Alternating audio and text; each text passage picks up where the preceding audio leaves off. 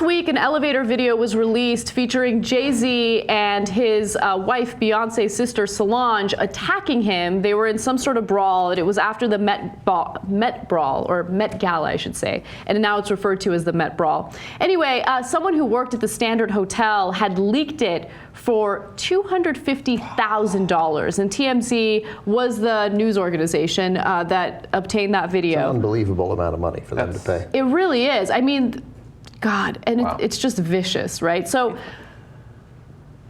there was a lot of speculation as to why this happened, but apparently the Standard has identified the employee that has leaked the tape, and he or she has been fired. We do not know who the person is, but they have identified that person. And what they did is they basically took their cell phone and they recorded or filmed what was happening on the security footage. So that's the way that they obtained it, and then they sent it to TMZ. And there have been some questions about privacy concerns, but the reality is they were in a public place. When you're in a public place, there's no reasonable expectation of privacy. I don't know what's going to happen in terms of criminal charges. If you get a really great lawyer, there is a possibility that you might be prosecuted and convicted of criminal charges, but we'll see what happens with that. I mean, you were sounding like a judge there. I mean, yes, there is no reasonable expectation of privacy. You're in a public place, except you're in an elevator, and I think there's a totally reasonable expectation of privacy. I mean, I know you agree that we wish we lived in a world where there was an expectation of privacy when you and your family are in an elevator. I mean, the scumbag who did this. He's a scumbag, and I'm not trying to defend him in any way, shape, or form. What he did was wrong. But if you want to talk about criminal charges, I don't think that there's a reasonable expectation of privacy in an elevator, because as soon as I get into an elevator, I know that there's a camera there, and there's a security guard watching me. And also, let's bear in mind, we call him a scumbag. I'm sure many of you are thinking he's a scumbag. But if I told you, I'll give you $250,000 if you record this on your phone and give it to TMZ, you make like I think 100%. $32,000 a year. Exactly. Working secure. I think every single person is like, sign me up for scumbag, please. Right. I don't know.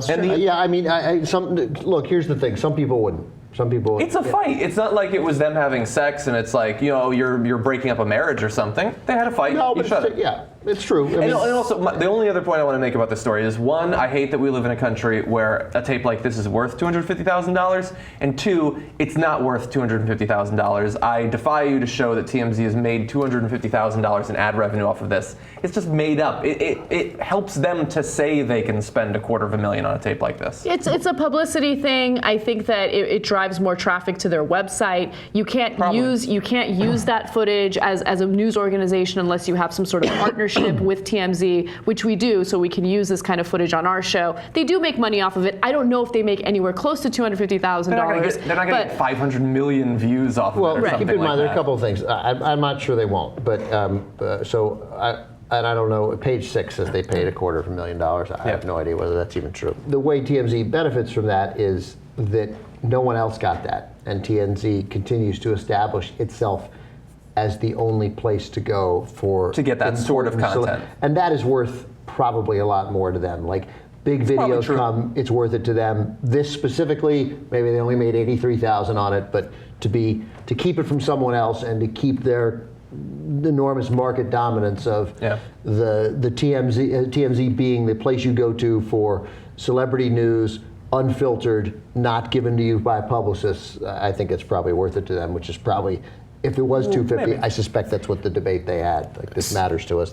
As a result of the public release of the elevator security footage from Monday, May 5th, there has been a great deal of speculation about what triggered this unfortunate incident.